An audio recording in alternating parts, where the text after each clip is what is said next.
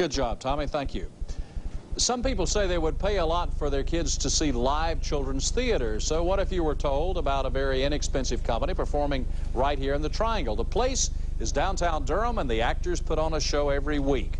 Dale Cardwell tells us more about the Triangle's Little Big Theater. Well, I still have enough time for a blowout. While most of us are getting ready for work, these people are getting ready to play. I want to warm up with the song. Are you ready? Yeah.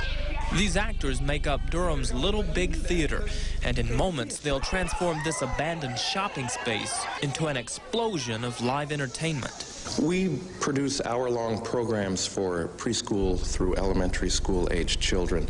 Bridge & Company have performed 30 plays in just 26 months.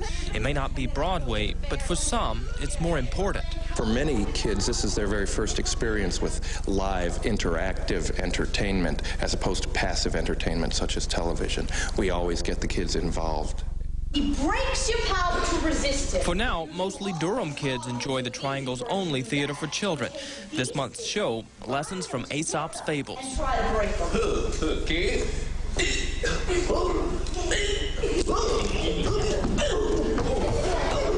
If you visit, you won't see Emmys lining the walls or hear of million-dollar box office receipts. You will hear what every true actor craves the most. Dale Cardwell, WRAL TV5 News, Durham. Now, performing for the children isn't all of it. The company pulls double duty as a melodrama adult theater in the evenings. And if you'd like to catch a show, the address is 319 West Main Street, downtown Durham. That's our newscast for tonight. I'm Charlie Gaddy. For all of us here, we thank you very much for being with us. Have a nice evening. See you tomorrow.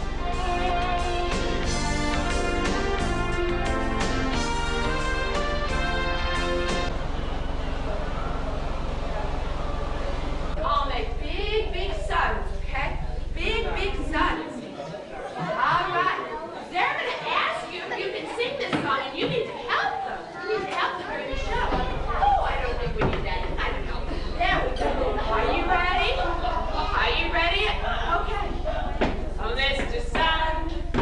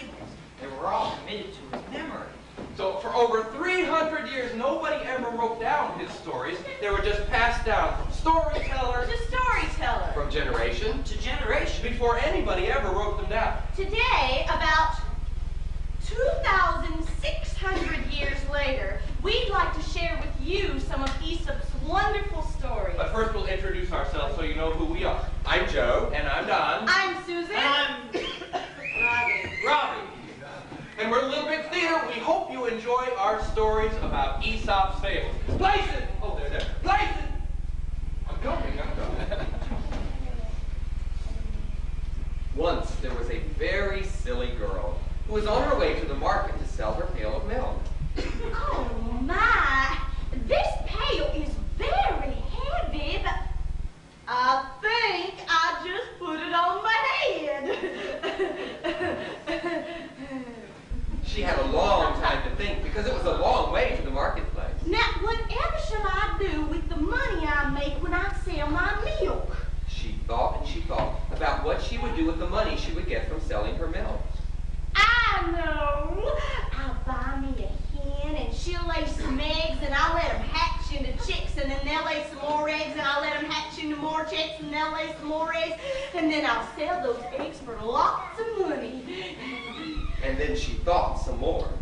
All of my money, I'm gonna buy me some beautiful clothes and ribbons, and then I'll go to the fair and all the boys will want to dance with me, and I'll pick the richest and most handsome one, and he'll ask me to marry him. And Polly Shaw, she'll be so jealous, but I won't care. I'll just look at her and toss my head like this. As she spoke, she tossed her head. The pail fell to the ground, and all the milk was spilled. She was very sad.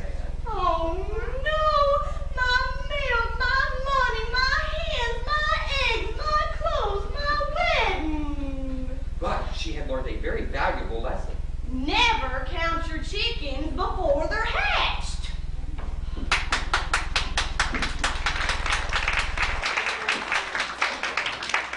Right, never count your chickens before they're hatched. That's the lesson at the end of that fable. The lesson at the end of the fable has a special name. Does anyone know what it is? What is it?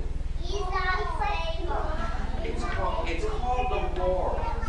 The lesson at the end of the fable is called moral. Aesop used morals to show people how smart or often how foolish they could be. Help! Help! A wolf is eating all my sheep!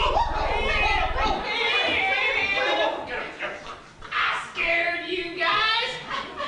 You fell for the oldest trick in the boat! What dummies they are. You should have seen your faces! That's not very funny, you know. Someday you're going to learn a lesson you'll never forget. Like I'm so sure. Anyway, Aesop often used animals as characters in his stories.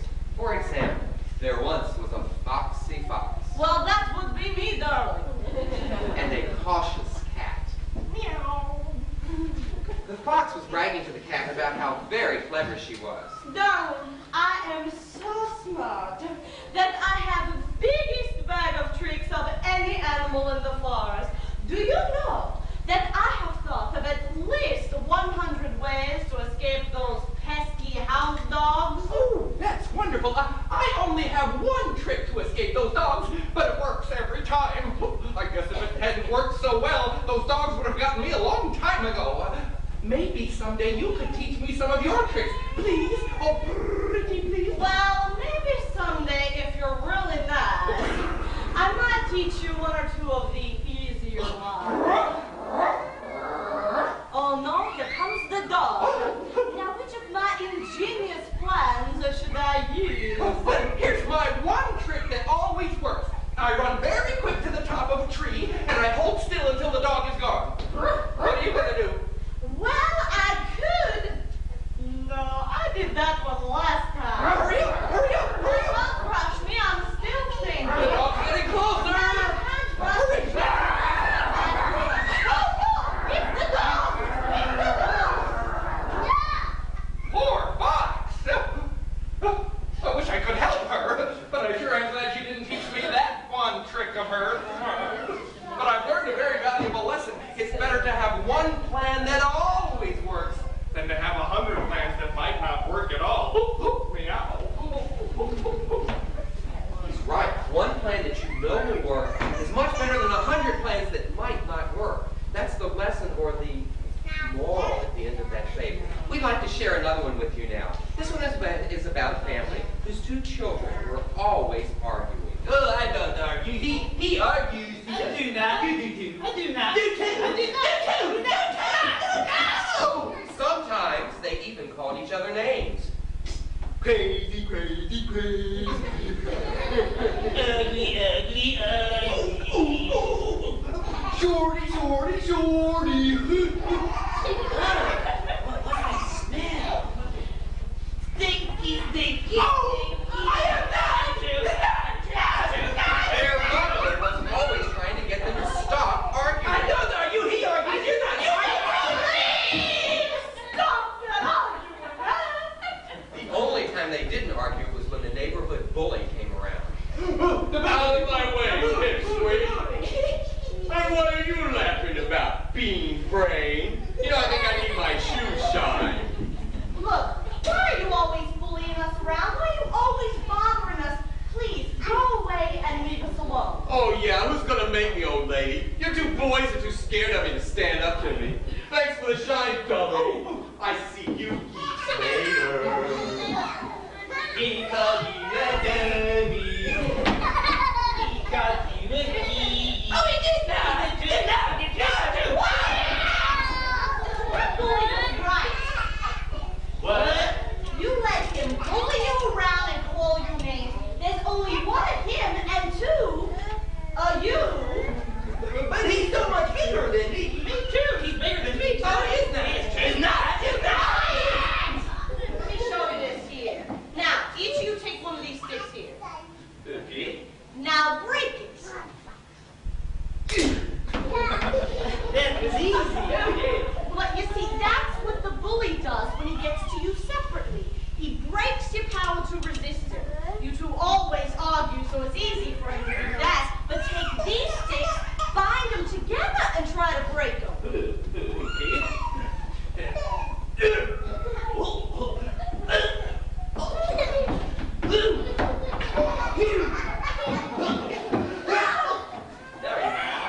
Now you see, bound together, they are twice as hard to break. Together, we can stand against that bully. Try to see, here he comes now. Well, this is the geek family. You know, I think I need my shoes shined again. You go ahead and leave us alone. Yeah, quit bothering us. We won't do your dirty work. No!